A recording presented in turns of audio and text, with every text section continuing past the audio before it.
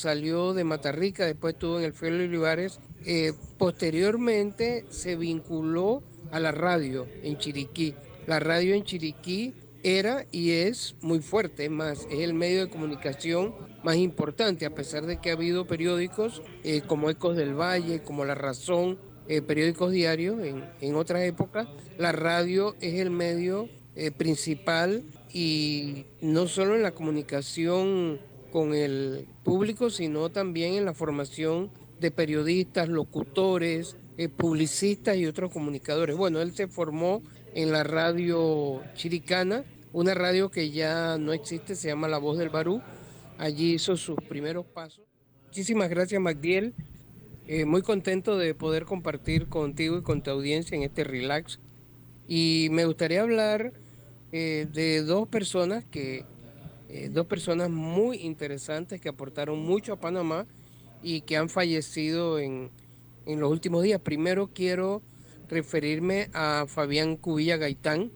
Él era gualaqueño de una comunidad que se llama Matarrica y él estudió en el Félix Olivares, ya no sé exactamente, pero estaba como por los 80 años y acaba de fallecer. Una historia de vida muy interesante porque él, bueno, salió de Matarrica, después estuvo en el Félix Olivares. Posteriormente se vinculó a la radio en Chiriquí.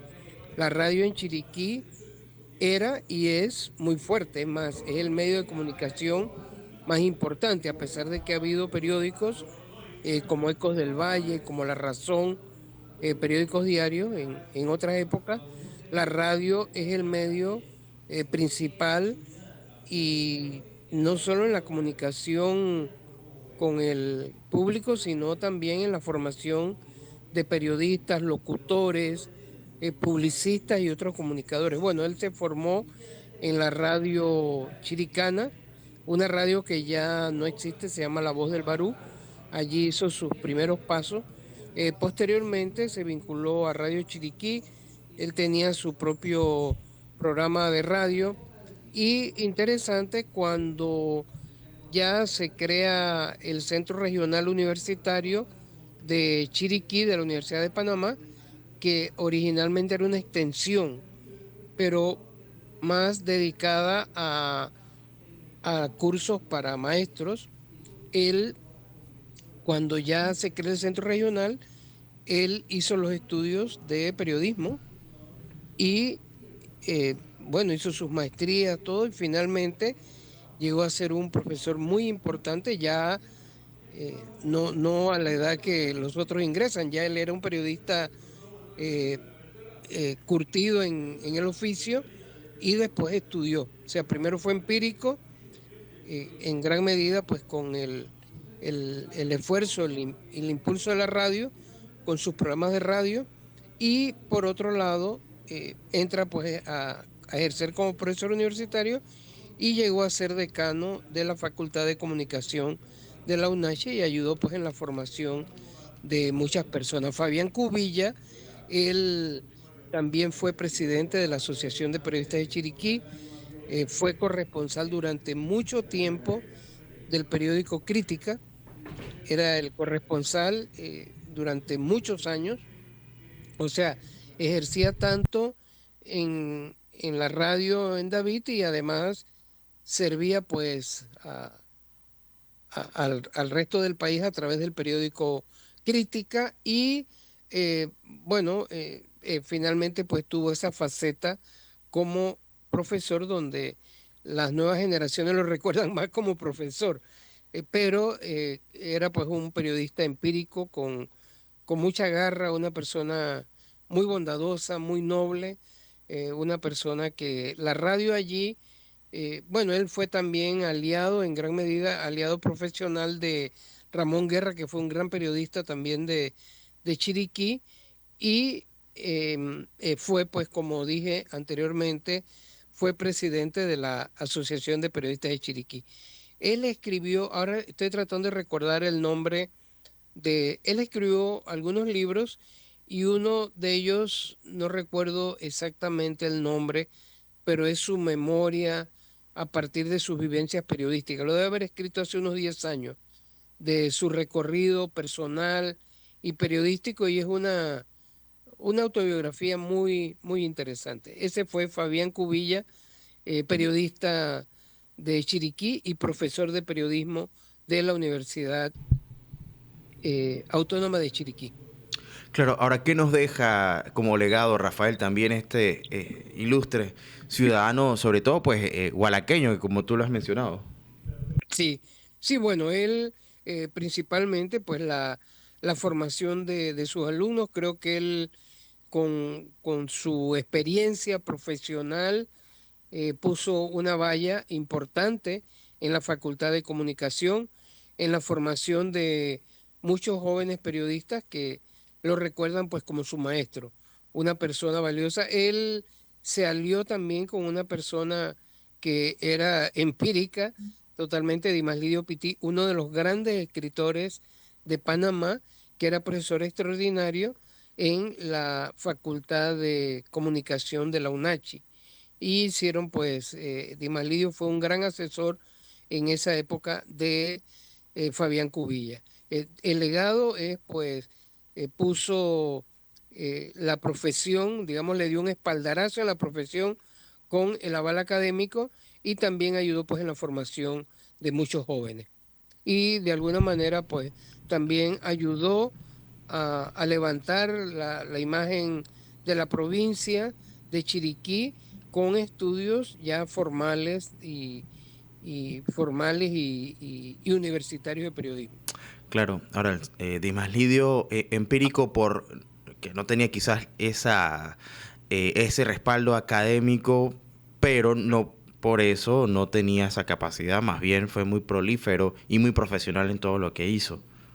Es correcto, sí, Dimas Lidio no solo trabajó en el cuento, en la novela, como estación de navegantes, sino que también hizo periodismo y periodismo de buen nivel, periodismo cultural, lo hizo principalmente en México durante el tiempo de su exilio y posteriormente, cuando regresó, pues lo hizo a través de medios nacionales. Correcto. Y Rafael, bueno, la verdad es que son personas que han dejado a su paso ese legado y que también sigue vivo en muchos de aquellos que lo conocieron, que pasaron por sus aulas de clase y sin duda una de esas pérdidas, yo diría irreparables, que ha sufrido recientemente el país ha sido la de Álvaro Menéndez Franco. Hablemos un poco acerca de él y todo lo que nos deja. Sí, bueno, Álvaro Menéndez Franco, él era capitalino, él, sus antepasados, creo que su papá, sí, era de origen español, creo que originario de España y que tuvo que ver pues con revueltas aquí en Panamá como una muy famosa que se llamó el Movimiento Inquilinario de, de 1925 por el problema de los alquileres, alto costo de los alquileres. Bueno, fue una revuelta de izquierda y había también personas anarquistas, muchos que venían desde Europa y eso allí pues él, ese más o menos parte del entorno donde él vivió y nació en el 33, 1933 y rápidamente a un adolescente participó. La calle panameña da mucha lección, da mucha experiencia. Él a un adolescente participó en el movimiento contra los tratados que se llamaron Philo-Jaén, unos tratados que fueron aprobados por el gobierno panameño en ese tiempo Enrique Jiménez en 1947 y ese contrato, ese convenio con Estados Unidos le permitía a Estados Unidos que siguiera manteniendo las bases militares y sitios de defensa que Estados Unidos había establecido en Panamá para la Segunda Guerra Mundial, para protegerse de la Segunda Guerra Mundial. Recordemos que la Segunda Guerra Mundial terminó en el 45. En el 47 ya era la exguerra, pues ya había terminado la guerra, pero Estados Unidos insistía en que, y bueno, desde la perspectiva de ellos está bien, ¿no? Desde la perspectiva de Estados Unidos, que quería mantener esa base. Y el gobierno de Panamá de la época se lo permitió. pero hubo un gran movimiento social donde se oponían, porque había mucha vamos a decir, mucho conflicto cuando hay una base de otro país, que las personas no puedan pasar por allí, que hay abusos, todo. Entonces, el movimiento, digamos, de la Fuerza Viva de Panamá no estaba de acuerdo que se mantuviera. Finalmente, la Asamblea lo rechazó. Casi un poco lo que ocurrió ahora, hace unos meses, con el contrato de la mina de esta First Quantum, que la gente se opuso. Acá de todas maneras la Asamblea lo aprobó. Y mira lo que causó. Bueno, en aquel momento la Asamblea lo rechazó. Y en ese movimiento, imagínate, tendría 13, 14 años, participó Álvaro Menéndez.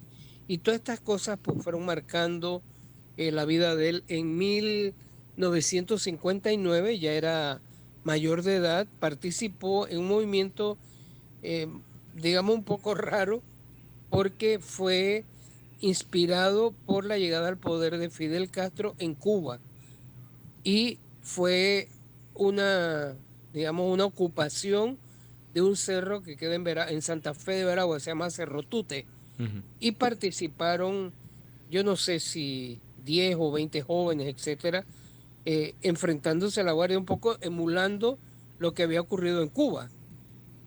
Pero bueno, es algo que tú dices, eso era medio suicida y murieron varios. Y una de las personas que participó en ese levantamiento que se llama el Cerro Tute en Veragua fue en abril del 59. Fidel Castro había llegado al poder en enero del 59. Ellos llegaron también desde un monte que se llamaba Sierra Maestra. Pero claro, era un movimiento que tenía, yo no sé, 8 o 10 años de estarse gestando. Acá ellos llegaron al Cerro Tute y comenzaron pues con armas a, a hacerle refriegas a la Guardia Nacional, etcétera. Bueno, cuando viene el golpe de Estado del 68, Álvaro Menéndez Franco se opuso y llegó a ser detenido en la isla penal de Coiba. Hablando de Dimas Lidio también se opuso y él estuvo detenido en la cárcel Modelo. O Mm. sea, esta es la historia del país con las personas. Estas son las personas que participaron en toda esa historia y en Y el que, y caso de que, y Álvaro que, Menéndez, y que haciendo también un sí, paréntesis, que recordamos actualmente como literatos, o sea, no como revolucionarios. exactamente, es correcto. Bueno, eh, y ahora vamos a hablar de eso un poquito.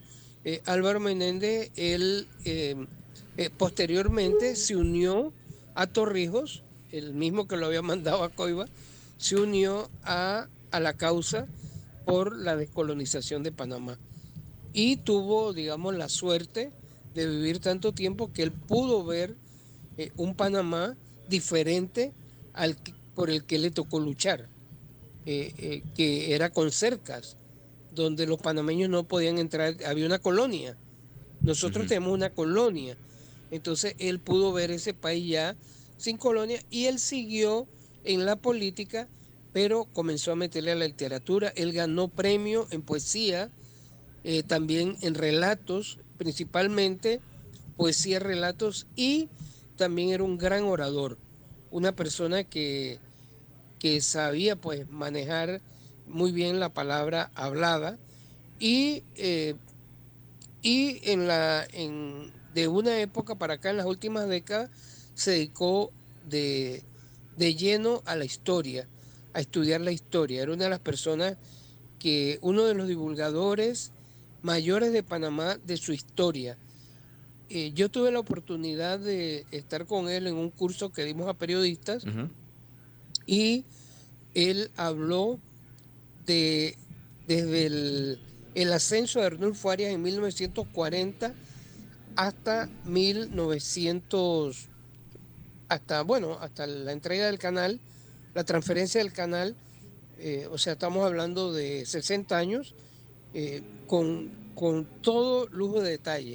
Él lo conocía bien, no solo en sus detalles, sino que qué significaba cada cosa en esos 60 años de la historia política de Panamá. Así que Sí. literatura, política, historia fueron, digamos, las grandes banderas de una persona también que nos dejó y que vivió mucho, no solo fue una persona de palabras, sino también una De hechos. persona de acción. Álvaro Menéndez Franco. Rafael, tenemos que irnos a nuestro primer cambio, a la vuelta de repente ver un poco en los últimos años cómo se desempeñó y cómo siguió compartiendo, sobre todo Álvaro Menéndez Franco, esa historia, ¿no? Que más allá solamente de rescatar los libros, como tú bien lo dices, hombre de acción y que no solo nos dejan las historias, sino también esas anécdotas vividas de primera mano. Así que si te parece, nos vamos al cambio y regresamos con más. Correcto. Una historia panameña en el mundo, en esta ocasión dedicada a dos literatos, y nos quedamos con Álvaro Menéndez Franco. ¿Cuál ha sido el impacto reciente y por qué es importante destacar esto para no olvidar un poco nuestra historia, aquellos que han hecho que Panamá siga siendo pues el país que es, con gente buena, luchadora, que echa para adelante, como decimos nosotros regularmente aquí en Panamá, Rafael? Sí, Magdiel, en el caso de Fabián Cubilla, él en realidad básicamente fue periodista y profesor de periodismo, y periodista de radio Ujú. principalmente y de periódico como corresponsal durante muchos años, durante varias décadas, del periódico Crítica. Y en el caso de Álvaro Menéndez Franco, él se dedicó a la política, como hemos visto, estuvo hasta en la guerrilla de Cerro Tute, estuvo afiliado durante muchos años al PRD, él era del PRD, fue diplomático también. Uno de los cargos diplomáticos que recuerdo fue ante Libia, ante la República Popular Libia, y también hizo periodismo. Fue director de varios medios de comunicación. El periodismo no de reportería como se hace ahora, sino más bien el periodismo de entrevista y de artículos, ¿no? Y llegó pues a ser director de varias revistas que hubo en Panamá. Por ejemplo, una revista que se llamaba la revista 18, él fue el director, fue director de esa revista, fue director de otros medios. Y interesante, en los últimos años su vida se dedicó mucho a promocionar la historia de Panamá, que es una historia altamente rica por la posición geográfica que Panamá tiene, la ha hecho a tener pues una vida muy convulsionada, pero al mismo tiempo muy curiosa, muy particular. Entonces él se conocía al dedo la historia de Panamá, pero no solo la historia de los libros, sino la historia de las anécdotas que hizo en tal momento quién, qué le dijo al otro, o sea, una, una historia muy eh, con muchas vivencias para acercar, como él era comunicador, para acercar a las audiencias a esas historias. La historia como a todos nos gusta que nos la cuenten, no la historia a partir del tratado filosófico, sino a partir de las cosas de la vida cotidiana, las contradicciones que nosotros tenemos, vamos a decir, la sorpresa que nos llevamos y demás. Y en eso pues él tenía una gran habilidad de narrador y a eso se dedicó pues en los últimos años de su vida. Murió a los 91 años. eh, sí, había cumplido 91 años, es del 33. En abril había cumplido 91 años y por lo tanto, pues es una persona que dejó pues un legado, aparte de su vasta obra poética, escribió muchos poemas y que, bueno, eso es lo que queda, ¿no? Por supuesto, y lo importante, como bien lo dices, es ese legado que nos deja, y a todos nos gusta escuchar las noticias, las historias, sobre todo de primera mano de lo que hemos vivido, ¿no? Creo que la parte filosófica es la que se puede abordar en un salón de clases, tratando de encontrar el porqué, los contextos, pero cuando alguien lo vivió y te lo cuenta, creo que es cuando más cautiva. Pero bueno, Por Rafael, supuesto. sumamente interesante, y nos quedamos con eso. pero no vamos a dejarlo hasta aquí la conversación porque hablemos un poco del Sí, panorama internacional y para entender un poco el sí, contexto, ¿no? Dos elecciones muy interesantes recientemente en el mundo, estamos hablando de Reino Unido y Francia. Ponnos en contexto, ¿por qué es importante y qué está pasando? sí. Bueno, en el caso de Reino Unido, tenemos que considerar, y creo que para nuestra audiencia es bueno que aclaremos que tanto el Reino Unido como Francia tienen sistemas parlamentarios que son diferentes esos sistemas al que nosotros tenemos. Nosotros tenemos un sistema que principalmente presidencialista. En el caso del Reino Unido, bueno, es una monarquía constitucional donde el rey, en este caso el rey Carlos III, tiene unas funciones muy limitadas y el día a día y la actividad gubernamental, la actividad oficial, la lleva la Cámara de los Comunes. Y bueno, por otro lado, el Ejecutivo. En este caso, el Ejecutivo ya está siendo dirigido por por un político liberal, laborista, es liberal en contraposición a conservador. Durante 14 años, los últimos 14 años en el Reino Unido, dominaron, dominó el partido, y se llama así Partido Conservador. El Partido Conservador que tiene ideas conservadoras, es de derecha. El último primer ministro que dirigió pues ese gobierno, Rishi Sunak, él es hindú, radicado en Londres, naturalizado, no sé si nació allí, y que tenía pues una fortuna bastante grande. La esposa de él tiene una fortuna mucho más grande. Se dice que los primeros ministros ha sido uno de los que más fortuna ha tenido en las últimas épocas. Y anterior a él estuvo Boris Johnson, que él eh, fue una persona también que consiguió este, mucha fuerza a los conservadores. Él es periodista, es editor y periodista, y él, bueno, cayó en descrédito en gran medida, bueno, desde la pandemia, que no sé si recuerdas que le abrieron un proceso porque él, a pesar de que le estaban pidiendo a las personas que no salieran de la casa y todo, hicieron una fiesta de los ministros y en la que participó el mismo Johnson. Y entonces eso lo descalificó. Por un lado, el gobierno está pidiendo que se cuiden de la pandemia, del virus, y por otro lado está haciendo fiesta donde están todos, o sea, está violando las propias cosas que le está pidiendo a los demás.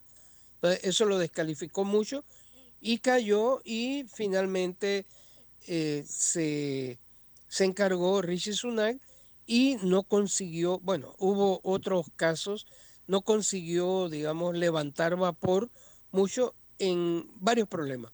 Un problema, quizás el principal, es una posición radical contra la migración. Contra la migración, incluso dentro de esa posición radical estuvo la opción de que quien hubiera llegado como indocumentado y todavía no había un proceso para aceptarlo como asilado, pues para aceptarlo allí, lo iban a mandar a Ruanda, o sea, a África, de vuelta a África. Y eso cayó muy mal porque eso violenta cantidad de leyes, o sea, es una especie de expulsión, y cayó muy mal incluso entre los ciudadanos ingleses que hoy están, los británicos, pues, porque ahí está hablando de Escocia, está hablando de Gales también. Claro, El Reino Unido es Gales, Escocia, una parte de la isla de Irlanda, que se llama Irlanda del Norte, que también está en un proceso de que quiere unirse a la República de Irlanda. Es un pedacito que tiene allí el Reino Unido, que es dentro de la isla de Irlanda, y también Escocia, Gales y la isla principal, pues Inglaterra, donde está la capital, Londres. Entonces, la capital del reino. Entonces, Pero quizá el principal factor es el alto costo de vida y que la economía no es suficiente para las aspiraciones de los británicos de esta época. Entonces ahí quizá están los principales factores. ¿Qué pasó? Fueron a estas elecciones y la población sintió que quien más le puede garantizar en este momento el tema económico para frente a la calidad de vida, frente al costo de vida y también para tener más ingresos, es el Partido Laborista, que tenía 14 años de no estar en la papa, de estar fuera, porque allí tienen esos dos partidos principales, el Laborista y el Partido Conservador. ¿Qué hizo el líder, el que ha conseguido hacer esta maniobra y que es muy celebrada porque fue de una gran habilidad? Él es siempre ha estado en ese partido, él es Starmer, y que es ahora el primer ministro. Él se comenzó a alejar un poco de los sectores más radicales. El Partido Laborista, como los partidos socialistas europeos, están compuestos por clases medias, por personas de profesiones liberales, por sindicatos, y ahí hay de diferentes corrientes. También hay ecologistas. Entonces, ¿qué ocurrió aquí?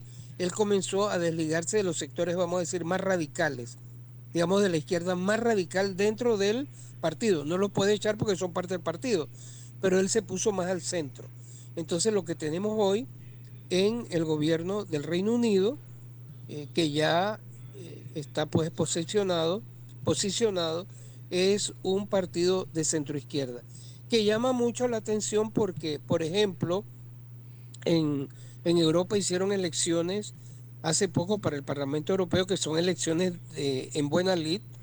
El Parlamento Europeo no es como el Parlacén aquí, que es el hazme reír. Ujú. Allá son elecciones donde tú sabes que fulano de tal es el candidato. Aquí en Panamá nosotros nunca sabemos bien quiénes son los candidatos al Parlacén, porque además uno no vota por ellos, porque van en la lista presidencial. Si tú votas ya, los que votaron por Mulino, sin saber, ya a la par había una lista, o bueno, no estoy hablando de Mulino solo, porque también hubo del Partido Panameñista, hubo de otros partidos, ¿no? Que también tuvieron candidatos del PRD también, ¿no? Que tuvieron candidatos al Parlacén. Bueno, allá son listas abiertas, tú sabes por quién estás votando y qué ocurrió, que la mayoría, o sea, la mayoría no, o sea, un sector grande que fue electa fue de la extrema derecha. De hecho, en Francia, el 30% de los diputados, que Francia aporta 100, creo, 100 diputados, 30 son, el grupo, para compararlo, 30 son de la extrema derecha, del grupo del colectivo Agrupación Nacional, y 14 son del presidente actual, de Macron, para que vea, o sea, le dobló la extrema derecha al partido que está en este momento en el Parlamento Europeo. Bueno, eh, en el caso de Reino Unido, ellos se salieron de la Unión Europea, se salieron del Parlamento Europeo, ellos no compiten. Sin embargo, eso es un dolor de cabeza desde que ellos se salieron. Eso se llamó Brexit, Claro. que es como Gran Bretaña fuera, salida de Gran Bretaña, en inglés, ¿no? Brexit. Ellos se salieron y eso es un dolor de cabeza porque no es tan sencillo salirse. Y tienes que pagar y además no es que me voy y ya termina todo, tienen que seguir perteneciendo a alguna de las organizaciones de la Unión Europea y tienes que pagar pues la salida. Y todavía hay aspectos que no han conseguido ponerse de acuerdo los negociadores de la Unión Europea y Gran Bretaña para que salga. De hecho, en Gran Bretaña en este momento hay todo un movimiento que rechaza haberse salido de la Unión Europea. Entonces, todos esos son problemas que se van, las políticas no es tan sencilla como uno quisiera. Entonces, esos son temas que se van uniendo y que terminan siendo como una olla allí de presión frente a los que están en la política. Por eso la política tampoco es algo tan sencillo. Y todo eso es lo que está en este momento heredando el, el, el nuevo primer ministro, Starmer, y que lo primero que ha hecho también es eliminar esa idea de que las personas, los migrantes, pues que han llegado indocumentados, que no tienen ningún proceso eh, para que puedan, digamos, aspirar algún día que puedan estar de manera legal, tengan que ir a Ruanda. Eso lo han eliminado porque, o sea, ya eso era como el extremo. Entonces son como visiones diferentes. No es que van a abrir ahora las puertas a todos los migrantes, pero son soluciones que finalmente terminan riñendo contra las propias aspiraciones de la gente. Los migrantes, muchos van allí porque allí consiguen trabajo y trabajo que ya los británicos no quieren hacer, que ocurre, no ocurre igual acá en Estados Unidos.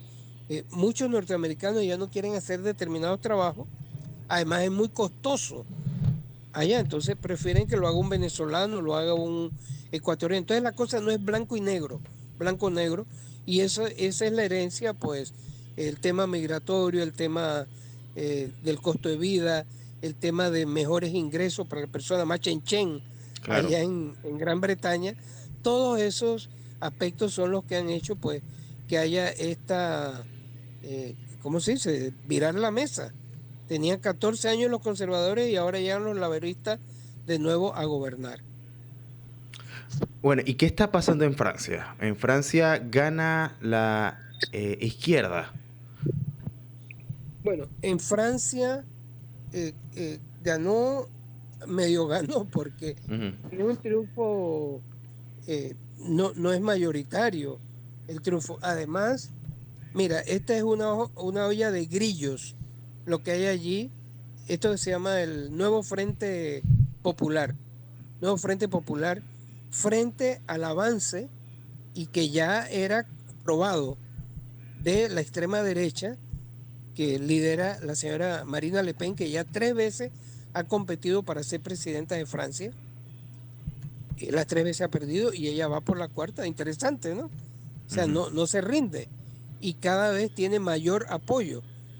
Ella comenzó, bueno, su papá fue también candidato a presidente de Francia, él no ganó, ya murió, y esta señora ha sido 3 veces y cada vez va ganando más posición. Primero sacó 17% la primera vez, creo que fue en el 14, después la segunda vez sacó 33% y ahora en las elecciones recientes, hace poco, sacó el 40 y tanto por ciento. O sea, ella está a un pasito de ser presidenta de Francia. Entonces, ¿qué ocurrió?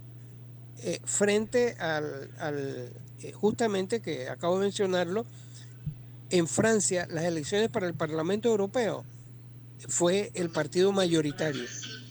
Sacó 30% y el partido de gobierno de Macron sacó 14%. O sea, casi le dobló y más Le Pen. Entonces, eso después hicieron la primera vuelta. En Francia tienen un sistema que es diferente al nuestro. Para diputados, la cosa se resuelve en 2 vueltas. No se resuelve en una sola vuelta como aquí, el que más votos saca. Allá son 2 vueltas. Bueno, en la primera vuelta ganó mayoritariamente el partido Agrupación Nacional, extrema derecha de la señora Le Pen. Entonces, eso puso en alerta tanto a los otros dos grupos fuertes, que es el de Macron, el que está gobernando, y el de la izquierda. Y la izquierda se unió, y se unió, ahí hay radicales, el mismo partido de Francia Insumisa que dirige Jean-Luc Mélenchon, él es radical, es extrema izquierda. Sin embargo, hay, por ejemplo, están los socialistas, Partido Socialista que ya cada vez queda más chico, pero que ha gobernado, ha tenido presidente, ha tenido primer ministro. Están los ecologistas, están también los comunistas, el Partido Comunista, que no es radical, es más del establishment, solo que con ideología comunista. Hay socialdemócratas, o sea, un grupo grande allí y consiguió tener pues una mayoría, creo que sacó 182 votos, el Parlamento francés, que lo que se están peleando, y de donde sale el primer ministro. O sea, Francia tiene presidente, que es el jefe de Estado, pero para el día a día el Ejecutivo lo maneja un primer ministro, que surge de la Asamblea Nacional, a diferencia de Reino Unido, donde el jefe de Estado es el rey, Carlos III, y el primer ministro, este Starmer, es el que lleva el día a día del gobierno. Igual acá en Francia, pero en Francia es el presidente, pues. El presidente, y lo que están ahora en la disputa es el primer ministro. El grupo, de este grupo donde hay varias corrientes, que se hizo llamar Nuevo Frente Popular, sacó 182 votos, el de Macron sacó como 168 y el de Le Pen sacó 143 diputados. Entonces, ninguno tiene la mayoría para poder hacer gobierno. Entonces, lo que dijo el presidente, eso me gusta de estos países. El delfín de Macron, que tiene 34 años, es ¿cómo se dice? Es su primer ministro. Él se llama, bueno, se me acaba, Attar, Gabriel Attar. Él ya puso la renuncia. En Panamá nadie renuncia, pierden y quedan mejor librados, como han ocurrido todos estos partidos que perdieron en las elecciones del 5 de mayo y ahora están mejor en la asamblea, mejor que hubieran ganado, ahora quedaron mejor parados en la asamblea, hicieron su alianza y ahí están, dominando todo la directiva de la asamblea, los cargos, estos ejecutivos de la asamblea. Bueno, el señor lo primero que hizo fue poner la renuncia, ayer mismo, Attar, que tiene 34 años. Y Macron hoy le dijo, oye, aguántese allí, vamos a esperar que los partidos se pongan de acuerdo y mientras tienen que atender, Francia tiene que atender pues los Juegos Olímpicos, que comienzan a finales de julio. Entonces, deme un tiempito, no se vaya, deme un tiempito, seguir gobernando por la gobernabilidad y mientras a ver cómo se ponen de acuerdo. ¿Cómo se van a poner de acuerdo? Está complicado, porque en realidad han quedado tres fuerzas. Está la fuerza de esta izquierda, que son diferentes grupos. Yo escuchaba a algunos comentaristas decían, bueno, la extrema izquierda no, hay unos grupos de extrema izquierda, pero ahí hay otros, incluso hay hasta derecha digamos moderada. Hay unos socialdemócratas que son derecha, ahí están los socialistas, están los comunistas, están los ecologistas. Eso no le puede decir extrema izquierda, de repente son extremistas ecológicos, pero no políticamente. Y entonces, bueno, tenemos esa situación en Francia y es esperar a ver cómo ellos se organizan. Finalmente, si ellos no consiguen que digamos, mostrar y decir yo soy, Melenchón dijo, bueno, tienen que nombrarnos nosotros, pero el partido de él no llega a 80 votos dentro de la alianza esta de las izquierdas, no tiene la fuerza, entonces es buscar a ver cuál es la fuerza. El presidente puede llegar en un momento dado en esa negociación a decir, oye, mira, voy a quedarme con el grupo minoritario, con el grupo, digamos, la mayoría dentro, o el más votado, ahí sería la izquierda, si va junta, pero él puede hacer otro margen de maniobra, puede ser que se unan. Creo yo que es más difícil que se unan a Le Pen y Agrupación Nacional, porque ese grupo ahora está de alguna manera llorando porque los otros se fueron casi contra él, hicieron una estrategia para hacer contra él. Dos elementos que creo que son importantes, Magdiel, para entenderlo mejor. En Francia hay segunda vuelta para los diputados. Creo que lo acabo de decir. Entonces, ¿qué ocurre? Quedan los tres más votados. ¿Y qué hicieron aquí? Entre la izquierda y Macron. Si de entre los tres más votados, el que menos opción tenía de los de ellos, renunció. Y así renunciaron 200. Así que ellos finalmente unieron el voto entre el más votado de uno de ellos dos contra el de Agrupación Nacional. Y así le ganaron. Eso no existe en nuestro sistema. O sea, ellos quedan tres para el balotaje. Quedan tres en la diputación, en cada diputación. Y entonces ellos de esos tres eliminaron el que menos opción tenía para que se enfrentara al de Agrupación Nacional y así terminaron ganándolo. Y Bueno, lo otro es que mucha gente fue a votar. A votar, tenían 35 años que había gente que no iba a votar. O sea, quizá por el miedo a que ganara la extrema derecha. La gente salió a votar. Así que con esos dos elementos ellos terminaron ganando y ahora hay que ver cómo se consigue ese primer ministro. No pueden hacer elección según la Constitución hasta dentro de un año. Así que la cosa no la pueden resolver como en otros países que dice, bueno, hacemos una elección para ver si se acomodan las cargas. No, ellos tienen que resolverlo como sea. Y bueno, Francia siempre está dando elecciones. Así que veremos cómo lo resuelven. claro que sí. Rafael, bueno, la verdad es que es muy interesante porque parte del pulso ideológico se ha venido o se ha visto influenciado por Francia históricamente, así que es importante también entender cómo se comporta el tema electoral en este país. Con esto pues nos hemos quedado sin tiempo, pero como siempre muy agradecido. La próxima semana vendremos con más Sí, perfiles y por supuesto también poco más del panorama internacional para entender un poco qué es lo que está pasando en el mundo. correcto. Bueno, un fuerte abrazo, Magdiel, y saluda a toda la audiencia. Un fuerte abrazo a el doctor Rafael Candanedo, periodista, filólogo, catedrático, por acompañarnos aquí en Perfiles y Panorama Mundial. Oiga, vamos a nuestro siguiente cambio. A la vuelta venimos con más, otra interesante entrevista aquí en Relax. Seguimos con nuestro siguiente invitado. Nos acompaña el licenciado Juan Carlos Araúz, abogado y expresidente del Colegio Nacional de Abogados de Panamá. Vamos a hablar de un tema bastante importante y es que no deja de llamar la atención la situación que está sucediendo con respecto al tema de concentrado de cobre, pero vamos a abordar ahora aspectos importantes que tienen que ver con el marco legal, y es que hace poco se conoció la intención de la mina de continuar con el proceso de arbitraje. Pero ¿qué representa todo esto para Panamá y sobre todo con el aspecto que mencioné hace un momento del concentrado de cobre que todavía no ha logrado salir? Licenciado Juan Carlos, bienvenido, gracias por acompañarnos aquí en Radio Ancon.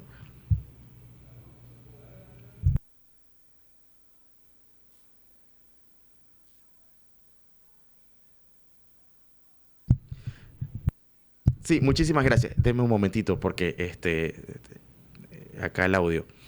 Eh, Y mil disculpas, abogado. Gracias por acompañarnos. Oiga, bastante bien por acá. Bueno, cuéntenos un poco, porque este asunto, por supuesto que sabíamos en un principio que no iba a ser nada fácil, es un proceso bastante largo, pero ¿en dónde nos encontramos actualmente? Bueno, yo he hecho referencia a lo largo del tiempo en el que esta situación se ha ido dando, que yo creo que toda la población debe comprender que el activar mecanismos de solución de conflictos, como lo es el arbitraje, no es otra cosa que un espacio de diálogo. En la medida que entendamos que estas instancias son espacios de diálogo para conocer las posibles reclamaciones o diferencias en un momento determinado, todos podríamos tener una noción más clara de que, los mecanismos alternos de solución de conflictos buscan justamente allanar la conversación entre las partes y permitir que dos puedan unificar criterios. Por eso, cuando se ha planteado que existen arbitrajes en contra de la República de Panamá o la intención de establecer arbitraje, yo lo que pongo de contexto es la necesidad de que el Estado panameño pueda atender con una conversación saludable y eficiente la posibilidad de allanar los caminos que no se conviertan en conflicto y todo lo contrario, fortalecer las relaciones. La llegada de un nuevo gobierno a dirigir los destinos del país hace necesario poner en contexto cuáles son esas prioridades que el país tiene. Y el presidente Mulino, a lo largo de los días que ya lleva dirigiendo la nación, ha puesto de contexto que la búsqueda de inversión extranjera va a ser un norte importantísimo.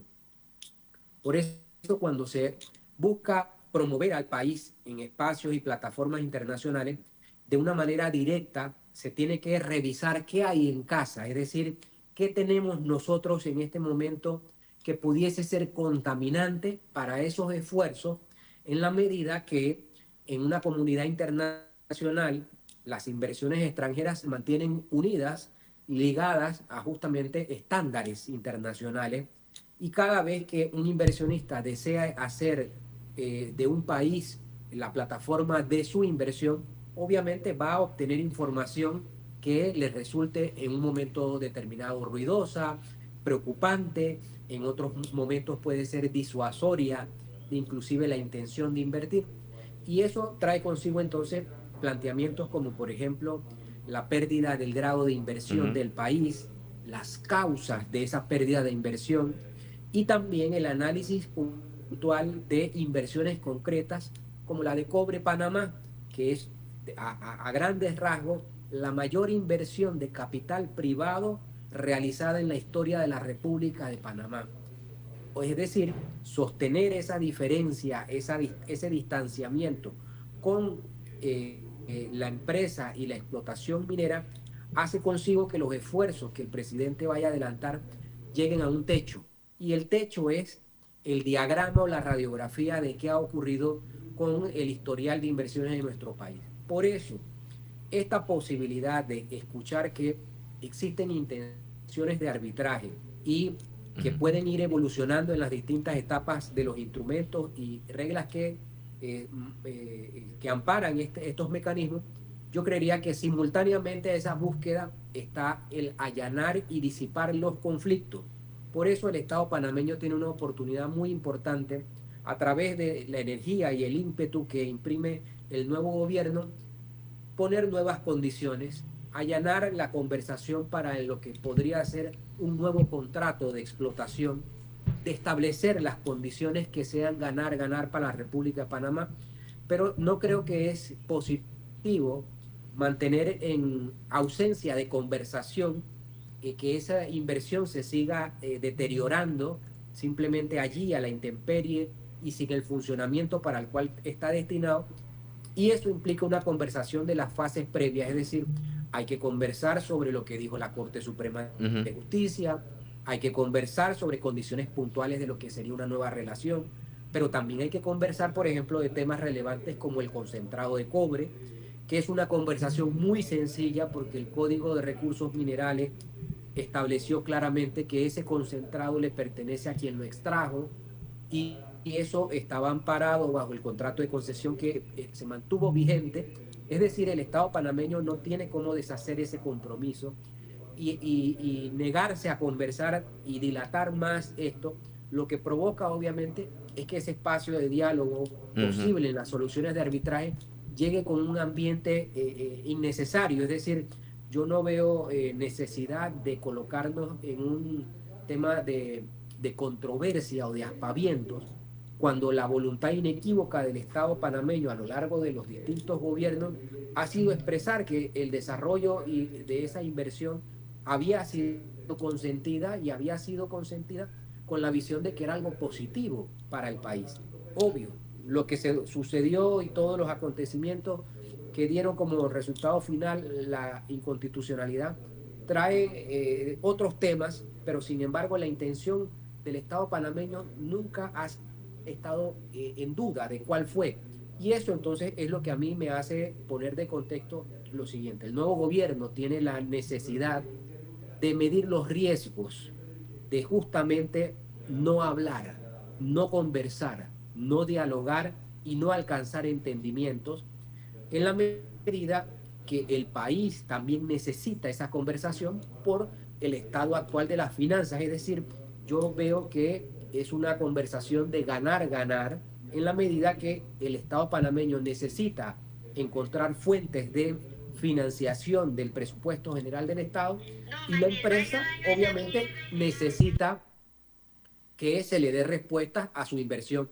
Así que ese es el primer panorama con el que puedo establecer esta conversación. Ahora, licenciado, usted dice algo bien interesante y es que se puede dar el diálogo y que esta conversación se tuvo que haber tenido antes de ver cómo se da ese estallido social, porque a lo mejor hubiésemos tenido una población mucho más informada de la magnitud de lo que representa una inversión tan importante como lo que usted ha dicho, la más grande en la historia del país. O sea, que no es cosa menor. Estamos hablando de que en un país como Panamá, que en gran medida depende de la inversión extranjera, tiene un centro financiero muy importante, un centro logístico también importante para la región y el mundo. Solamente el comercio internacional tiene un porcentaje también importante en Panamá, producto de su canal. O sea que no hablamos de un país que está aislado a la realidad del mundo, sino que su economía depende muchísimo de la visión internacional.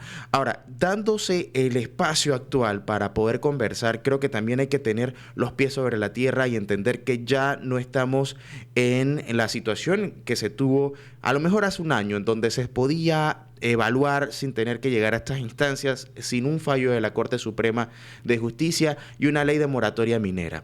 Ahora, ¿cómo debe empezar a abordarse? Y usted lo decía de una forma muy interesante, porque muchos pudiéramos interpretar, y me incluyo, que un arbitraje puede parecer por parte de la empresa un mecanismo de retorsión. Pero usted dice, no, esto puede interpretarse como un mecanismo para poder abordar. ¿Cómo es eso si nos explica para poder entender un poco este contexto? Claro, o sea, si miramos un poco los antecedentes inmediatos, después de la declaratoria de inconstitucionalidad, lo que el gobierno panameño evitó fue abordar el tema por la Ujú. convulsión social que existía y de alguna manera guardó distancia. Sin embargo, en materia de comercial, cuando usted tiene un socio, usted puede enfrentar problemas. Usted en una relación comercial puede tener desafíos, pero la intención de mantener y sostener la relación, usted no la rompe. Es decir, una vez se genera la inconstitucionalidad, hay que recordar que la Corte no prohibió la actividad minera, Ujú. ni la Corte tampoco le prohibió al órgano ejecutivo negociar de una manera sensata lo que podría ser un nuevo acuerdo. Al no existir esa prohibición, comercialmente el Ejecutivo, hoy día encabezado por el presidente Mulino, tiene toda la competencia para abordar un diálogo productivo y sacar del estancamiento esa conversación. Y también esto tiene que empezar a partir de esas voces que dicen, bueno, es que al Estado panameño le conviene explotar actividades que le permitan obtener riquezas distintas a las fuentes de ingresos actuales como la del Canal de Panamá. Eso entonces se traduce en lo siguiente. Cuando usted tiene un antecedente en el que nadie quería conversar con usted, en el que temas como el del concentrado de cobre Ujú. nunca recibieron una respuesta clara, obviamente usted tiene que encontrar una fórmula porque debe seguir tocando puertas. Yo entiendo el arbitraje como la posibilidad de entrar a una sala en donde invitan a otro y lo que no ocurrió en la calle, que era la conversación, la vamos a sostener acá, pero nunca en un ambiente negativo por lo que ya planteé. Cuando usted tiene una relación contractual, una relación comercial, usted puede tener problemas, pero usted nunca rompe la relación. Es decir, ambas partes a lo largo de su historia lo que han expresado es que quisieron y quieren mantener un vínculo saludable. Y eso va de la mano de lo siguiente. Al día de hoy, a pesar de lo que ocurrió con la inconstitucionalidad, usted podría certificarlo sin que yo se lo dijese, que el Estado panameño no ha expresado nada en contra de la empresa minera, en el que la empresa minera le haya causado un perjuicio, y me refiero a las autoridades que representan al Estado. Es decir, usted no ha escuchado en voces del Procurador General de la Nación un reproche a lo largo de estos meses en nada que pueda guardar con omisiones o incumplimientos de los que son competencia de él. Y asimismo las autoridades del Ejecutivo, a pesar de todo, guardaron una defensa hasta el último momento en el que les tocó de que el contrato era necesario, que era una negociación que entendieron como correcta. Por lo tanto, las voces del Estado panameño nunca han dicho oye, es que yo tengo un reclamo en contra de esa empresa. Y la empresa, obviamente, al simplemente no tener interlocutor, yo entiendo que lo que está activando es un mecanismo para que se sienten a conversar, y por eso el arbitraje debe ser entendido como el escenario formal, toda vez que el antecedente inmediato es que no hubo espacio en el que de común acuerdo quisieran abordar las diferencias. ¿Cuáles son esas diferencias? Bueno, lo que ocurre es que la inconstitucionalidad del contrato se refiere a ese documento que la Asamblea aprobó, pero hay obligaciones del Estado panameño de cómo llega esa empresa al país, de cómo se alienta a que sigan enterrando su dinero en el país, de cómo el país transformó su legislación para que ellos se sintiesen que podían desarrollar en condiciones de estabilidad. Existen instrumentos internacionales ratificados por Panamá. Es decir, hay un conjunto de cosas que impiden decir que la historia acabó, al menos desde el punto de vista en el que ambas partes tienen que decir cosas y alcanzar acuerdos, y por eso yo soy del criterio que esa conversación a través del escenario formal de un arbitraje en ningún momento debe sentirse como una confrontación. Tampoco creo las voces que deban alentar aspavientos de algo que Claro. tiene que ser muy bien dirigido. Yo creería que en este momento el presidente Mulino debe ser respaldado en la conducción de esta importante conversación, y permitir obviamente que se alcancen acuerdos, y luego la población, bueno, ser informada con información de calidad, entender cuáles son sus preocupaciones que en un momento determinado causaron a lo mejor la encrispación de la población, y abordarse. Yo lo veo como un tema, un camino que necesita simplemente un impulso para empezar a encontrar esos mecanismos. Ahora, esto es importante porque se habla de una posible negociación que, claro, muchos en campaña habían negado la intención, todos han dicho vamos a cerrarla. Ahora, una negociación no necesariamente implica el mantener las operaciones activas. Creo que todos o la mayoría estamos conscientes de que un cierre no se da de la noche a la mañana.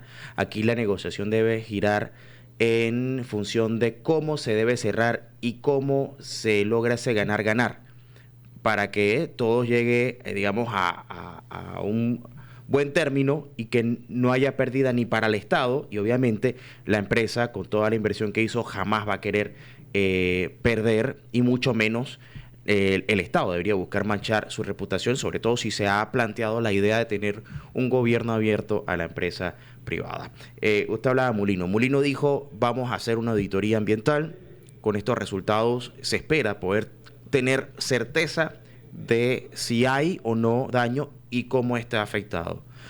En este punto, en donde usted ya lo ha planteado, esto debe tomarse como una oportunidad para renegociar.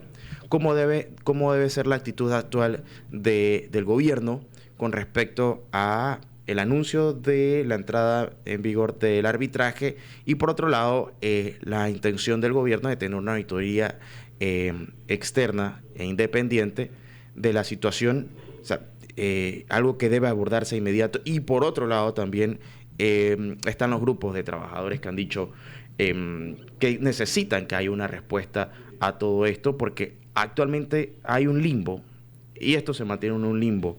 Hay que esperar el actuar de la empresa, que se llegue a los tribunales internacionales, o el gobierno debe empezar a allanar el espacio para este diálogo. Mire, yo soy del criterio de que si el gobierno analiza los posibles perjuicios para el Estado panameño, los puntos débiles, la historia de la contratación, podríamos inclusive iniciar desde este último punto. Si el presidente Mulino se ha referido a una auditoría ambiental para la toma de decisiones, a mí, en mi entendimiento, inmediatamente me salta la siguiente reflexión. Quiere decir que si el Estado panameño al día de hoy no sabe nada sobre el tema ambiental, reafirma el criterio que la decisión de la Corte fue impulsiva. Porque si al día de hoy ninguna autoridad conoce la ausencia o la inexistencia de afectaciones ambientales, y uno de los motivos era el potencial daño ambiental, confirmaría que el Estado panameño tomó una decisión al calor del momento, no objetiva, no sustentada, y eso, a mi modo de ver, es un grave riesgo al momento en el que usted tiene inversiones de esta naturaleza que se regulan por tratados internacionales de protección, por una serie de formalidades adicionales que lo que buscan es resguardar que los inversionistas se sientan que toda decisión que tome el Estado es protegiendo a esa inversión y no cometiendo arbitrariedades. Entonces, el hecho de que esa auditoría ambiental produzca resultados que podrían ser adversos para el Estado panameño, en donde no se confirme tales cosas como riesgos de tal gravedad como que afecten de forma vital la convivencia humana en el país, usted lo que va a revelar es graves perjuicios para una posición de controversia. Por eso yo soy del criterio que esto no es ensayar fórmulas en donde yo pueda medir una posición de presión o una posición de fuerza, porque solo debo mirar el antecedente. Todo fue a la brava, todo fue al calor de protestas, es decir, eso no fue técnico, no fue razonado, no fue una decisión como se pretende sea una relación contractual de esa envergadura. Y ese hecho a mí es el que me permite decir, oye, no es momento de aspavientos, vamos a entendernos de manera clara. El Estado panameño tiene que crear un mecanismo de fiscalización y de control ya permanente, es decir, la experiencia indica que, bueno, si se va a abordar la explotación minera de una forma tan comprometida como debería hacer a partir de estos nuevos caminos, bueno, se debe crear una institución que vele por eso de manera especializada, profesional, como que sea la fórmula de ser el interlocutor seguro para la ciudadanía de cómo están todo el tema del control ambiental. Lo que queda de manifiesto con todos los empleados que fueron cesados y todas las relaciones comerciales que se fueron a pique con la terminación abrupta y tan repentina de ese contrato, ya es una realidad en esas comunidades que el empobrecimiento, la disminución de actividades, los roles que jugaban esas familias en el entorno inmediato, tiene una afectación de manera clara. Y por eso buscar cómo esas comunidades van a repotencializar su día a día y su vivir, tiene que tener una mirada de preocupación de que el interior no es que tiene atractivos innumerables como para decir, bueno, es que voy a crear tal otra empresa metida en la montaña y en medio de la nada. Es decir, todo esto tiene unos análisis muy complejos, pero de realidades profundas, en donde la población tiene necesidades y lo que vamos a buscar es que simplemente sean atendidas. Y por eso yo soy de ese criterio. La verdad es que es un tema que es importante, como usted lo ha dicho, debe hablarse. Creo que en este punto en donde ya nos afrontamos, aparte del temor que había previo a todo el tema de la decisión de la Corte, ya pasamos el tiempo electoral, es un momento en donde no se puede dejar a un lado. Hablamos de una inversión sumamente importante, miles de puestos de trabajo también que han sido comprometidos, pero sin olvidar el aspecto ambiental, que no deja no deja de ser relevante, porque sin conocer cuál es el estatus de la gestión ambiental o qué es lo que va a suceder, creo que de nada habrá valido todo el esfuerzo que se hizo por parte de la sociedad civil en pedir que hubiese un cierre minero cuando ya no hay ni siquiera una gestión clara de lo que va a suceder o lo que está pasando. Así que importante que se mantenga esta conversación. Vamos a dejarlo hasta aquí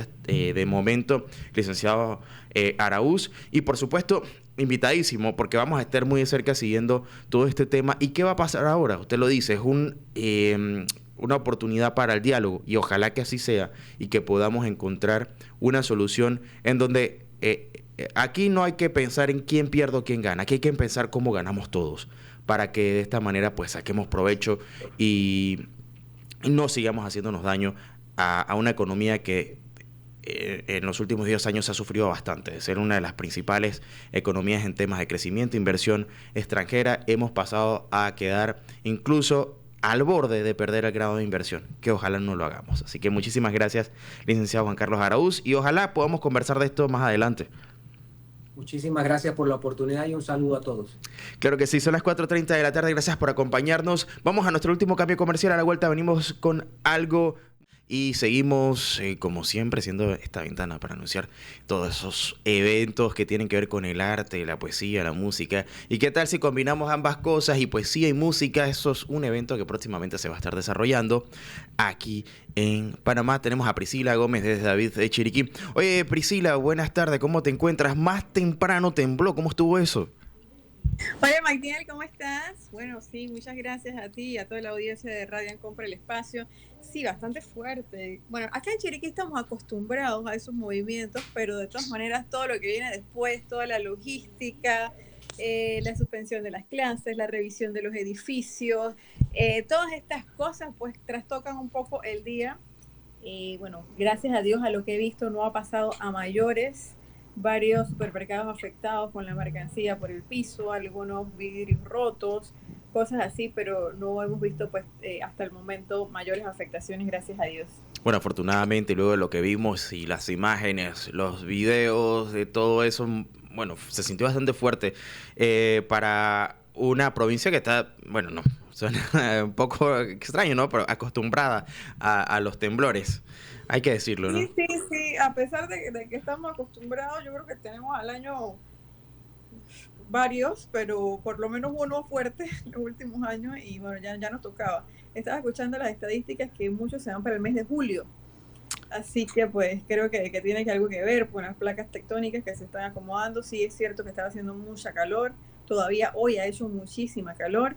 Así que pues esperan más réplicas. Ya han habido, bueno, yo he sentido una más, pero asumo que han habido muchas más, pero más imperceptibles. Claro, no, ya uno queda con la sensación como que tembló, ¿no? Y como ya, que todo se te mueve. claro, ¿no? Y ya decían las abuelitas, está caliente, va a temblar. Bueno, eso los científicos dicen que no tiene nada de ciencia. Pero bueno, hablemos de movimientos, pero no telúricos, sino movimientos culturales. Próximamente va a haber un evento. Aquí tengo conmigo al lado a Manuel Díaz, que tú lo conoces perfectamente porque pronto va a haber una presentación en David Chiriquí. Manuel, bienvenido a Relax. ¿Cómo te encuentras? Muy bien, querido. Gracias por la oportunidad de poder compartir este evento de nosotros acá en la provincia chiricana, acá en la ciudad de Panamá. Pero tú viniste acá, tú estás aquí en calle 50, en la ciudad de Panamá, así que 50. No sentiste el temblor. No, que vaya, estaba más dormido, compa. Oye, pero háblame de este movimiento, bueno, de esta presentación bien interesante. Están combinando ustedes poesía y música, ¿cómo funciona? Bueno, yo soy cantautor chiricano y la querida Priscila Gómez es poetisa, escritora, también es conductora, próximamente va a ser rectora. Ah, bueno. Y es de todo lo que... porque ella tiene mucha creatividad y mucho ingenio, ¿no? Para poder crear estas obras únicas y exclusivas, pues. Y un día nos reunimos en la provincia chiricana y dijimos, oye, deberíamos hacer como un íntimo y mezclarlo. Ajá. Un evento que casi no se da en nuestra provincia. Y queremos entonces resaltar las obras inéditas de Priscila y mis canciones originales, pues, en un solo show, una sola noche para, pues, todo el público chiricano. Ahora, tú estás por acá, Manuel, y vienes con tu guitarra. No nos va a dar chance, pero yo sé que vas a estar más tarde con Camilo. Camilo. Sí, donde vas a tener chance también de presentar algunas de tus canciones, pero hablemos un poco de... ¿Estás haciendo gira por acá? Estuve haciendo un concierto acá en Ciudad de Panamá el día sábado. Tocamos en un sitio donde la verdad... el público me sorprendió demasiado porque yo pensé que la gente iba a estar como triste por el tema del juego y lo demás y que no iban a salir. Pero nada que ver, el panameño salió a la calle. Chilea, el panameño la agarra Relax. Sí, el panameño salió a la calle. Bueno, vamos a pasarla bien. Y fueron a escuchar las canciones, fueron a Cervecería Central donde estábamos haciendo el show. Y bueno, estuvimos ahí haciendo mi música con mi banda, compartiendo. Y dada la casualidad que estamos por acá, entonces Priscila me dijo, hey, llégate. Y dice, pues si yo voy para allá, bueno. Bueno, viste, es que aquí nosotros somos el epicentro Sí, señor. de la promoción cultural, musical de la escena nacional. Y lo digo con todo orgullo, ¿no? Sí, señor. La verdad es que hay que seguir apoyando el talento nacional, que es mucho, y no solamente mucho, sino que es bueno, o sea, que vale la pena. Entonces, esto va a ser el próximo, a ver si tengo, 25 de julio. Jueves 25 de julio. En la taquería, eso es en David. Sí, señor. Oye, te pregunto, ustedes, bueno, me imagino que después de allí van a tener esa primera experiencia, a ver cómo las acoge el público, pero han pensado en seguir caminando a lo largo del país, recorriendo distintas provincias para llevar, digamos, esta sinergia donde la música y la poesía se unen para traernos un evento de esos que no son tan habituales. Sí, completamente. Bueno, Priscila y yo hemos estado conversando de eso. Yo hace tiempo estoy haciendo teatros acá en Panamá. He hecho varios teatros acá, gracias a Dios. Ateneo, Anita Villalá, Teatro Escondido. O sea, varios lugares aquí en Panamá. Y yo soy chiricano y dije, me encantaría poder hacer un teatro en David. Sin embargo, en David no hay teatros, querido. No, es que, y Priscila, lo hemos conversado antes, recuerda. Lo hemos conversado, Magdiel, y siempre, pues, todos los que estamos en el ámbito cultural caemos en el mismo punto, que la infraestructura hace falta. Está el talento, pero nos hace falta ese apoyo de la infraestructura. Oye, el presidente aquí chiricano, que por favor escuche el clamor del occidente, por favor, y creemos más teatros, no solamente en Chiriquí, en Veraguas, Exacto. en Bocas del Toro, en provincias centrales. Oye, en provincias centrales donde también hay una cultura sumamente rica, y la pregunta es, tenemos teatristas del interior, ¿por qué no tenemos teatros en el interior? Exactamente. Oye, y eso es un gran clamor. Entonces, háblanos un poco de lo que puede esperar. Tú vas a tocar, Priscila, tú vas a recitar tu poesía. ¿Cómo va a funcionar la dinámica? Bueno, yo estoy trabajando en un poemario que se llama Días de mi vida. Y antes como de tirarme allá a la aventura y publicarlo, yo quisiera tener ese acercamiento con el público, que la gente me dé sus comentarios, que haya como que ese acercamiento. Entonces esos poemas de Días de mi vida son los que yo voy a estar interpretando en el íntimo, acompañado con los músicos que tiene Manuel. Y Manuel está por lanzar su próximo disco también. Ya ha lanzado algunos sencillos que los pueden encontrar en las plataformas digitales. Y entonces esas son las canciones inéditas también de su autoría que él va a estar interpretando este día. Así que de verdad que va a ser un show mágico, inédito, porque es algo que no se ha visto aquí, con poemas y canciones que no se han escuchado. Una noche de estrenos. Sí, señor, lanzamiento. Próximamente nos lanzamos el Puente de las Américas también, señor. Sí, pero en Bungie. Por favor. Bueno, esa idea que no te la copien, porque después dicen que aquí estuvimos promoviendo. Es verdad. Tienes toda la razón. No. Pero efectivamente hay que atreverse a hacer cosas nuevas. Yo podría resumir esto en disrupción cultural, que creo que es importante. La escena de cultural en Panamá no se reduce a teatro únicamente, o hablando musicalmente a bandas de rock o puestas en escena de agrupaciones de reggae o cantantes de reggae. No, hay de todo un poco. Yo creo que eso también es digno de aplaudir. Qué bueno que venga. Nuevamente digo, o sea, yo hago mucho énfasis en que hay que tratar de descentralizar. Aunque hay cultura, no con esto digo que no haya cultura en provincias, pero lo que hace falta es la infraestructura. Yo creo que el clamor está más que claro. Y hablemos dónde pueden conseguir las entradas, porque hay entradas que ya están a la venta. Ya están a la venta las entradas, están disponibles a través del WhatsApp 6403-7896.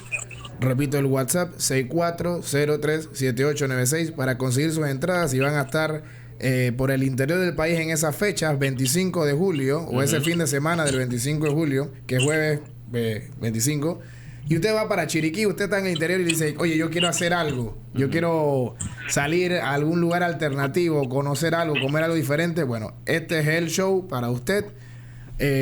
Como le digo, ventas, los boletos están a la venta ya, y también pueden hacerlo por Yapi o transferencia bancaria, y la información pues toda en el Instagram @ManuelDíazMúsica, @Priscila.Gómez, si no me equivoco, ¿verdad, Priscila? Sí, correcto. Y también en el Instagram de Entre Poetas y Poesías. Poesías y poetas. Pues ahí estamos entonces. Ahí estamos. Oye, Manuel, tú te quedas por acá porque con Camilo sigue un poco para que usted pueda escuchar la música, no solamente... Exactamente. Y ahí trajo la guitarrita, ¿no? ¿Sabes la guitarra? Esa es la mejorana, la mejorana. La mejorana. Tremendo. ¿Hay mejorana en Chiriquí? Claro que sí, ¿cómo no? Ah, mira. Tamborito y todo. Mira tú, yo te orgullé. Ahí están los guarareños tarandi que... Oye, ¿cómo es esto? Sí.